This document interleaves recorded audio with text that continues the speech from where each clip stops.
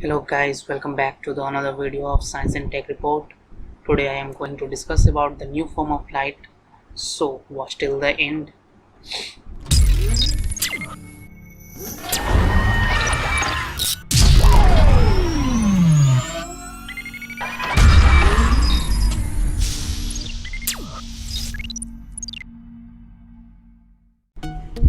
Try a quick experiment. Take two flashlights into a dark room and shine them so that their light beams cross.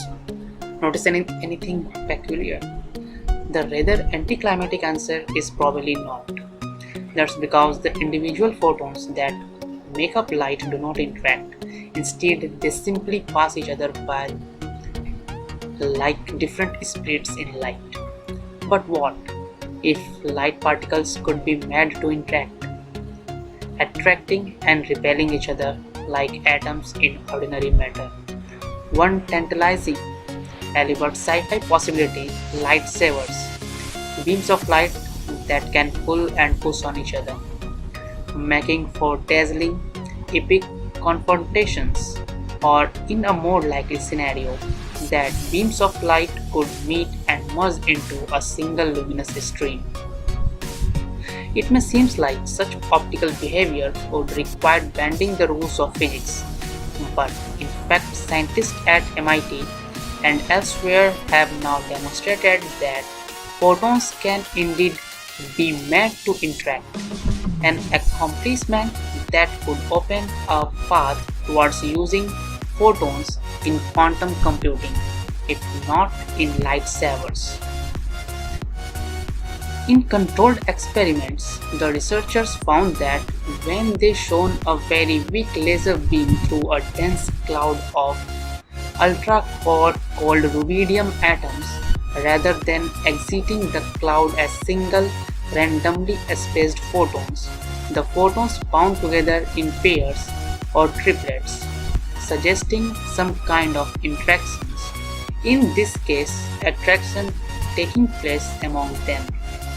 While photons normally have no mass and travel at 3 lakhs km per second, the researchers found that the bound photons actually acquired a fraction of an electron's mass.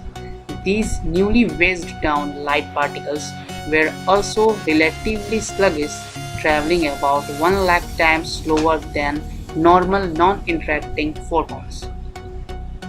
The interaction of individual photons have been a very long dream of decades. For example, you can combine oxygen molecules to form O2 and O3, but not O4. And for some molecules, you cannot form even a 3 particles molecules. So, it was an open question: can you add more photons to a molecule to make bigger and bigger things? To find out, the team used the same experimental approach they used to absorb 2 photons interaction. The process begins with cooling a cloud of rubidium atoms to ultra-cold temperatures, just a millionth of a degree above absolute zero. Cooling the atoms slows them to a near standstill. Through this cloud of immobilized atoms, the researchers then shine a very weak laser beam, so weak, in fact, that only a handful of photons travel through the cloud at any one time. The researchers then measure the photons as they come out the other side of the atom cloud. In the new experiment, they found that the photons streamed out as pair of triplets, rather than exciting the cloud at random intervals as single photons having nothing to do with each other. Thanks for watching. That's enough for today. I will come back with new notions. Do subscribe, hit the like button and share with your friends.